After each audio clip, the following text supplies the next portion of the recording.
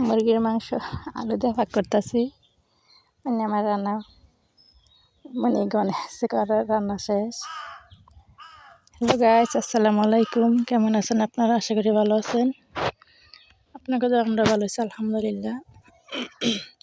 আজকে আমি মুরগির মাংস দিয়া তারপরে আলু দিয়ে ভাগ করতেছি। আর আলুটা আমি ভাজা ভাগ করি সবসময়, কারণ ভাজা ভাগ করলে এটা ভালো লাগে খাইতে।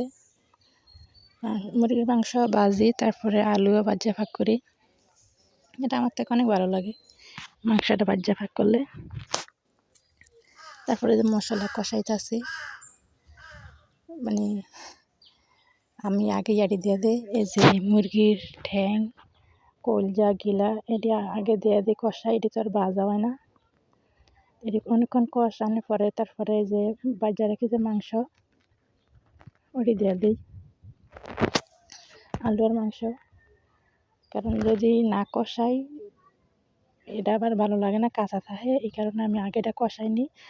আর ঠ্যাং আর কলজা গিলে এটা তো বাজানো যায় না, না বাজলেও সারে আমি বাজি না দিই, শুধু কষাই মশলার ভিতরে। তারপরে মশলার ভিতরে অনেকক্ষণ কষানো লাগে মাংসটা। আর মাংস তরকারি বা যে কোনো তরকারি যত বেশি কষাই তত বেশি একটা ভালো লাগে খাইতে। এতে তরকারি কষানোর পরে জল দেওয়া দিলাম।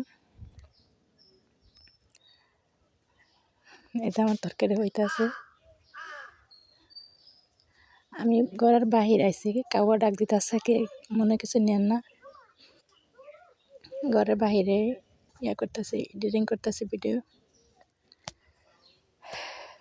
মানে বয়স দিতেছি আর কি। যে আমার রান্না করা শেষ। আমি 2 পাতিলা বাইরে রাখি, আমি কিছু খাওয়া যায় সকালে বা কিছু খাওয়া যায় বিকালে এরকম।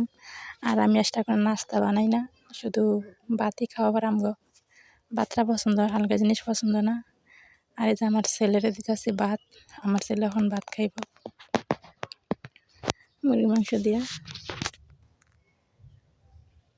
এই যে আমার ছেলে খাইব এখন।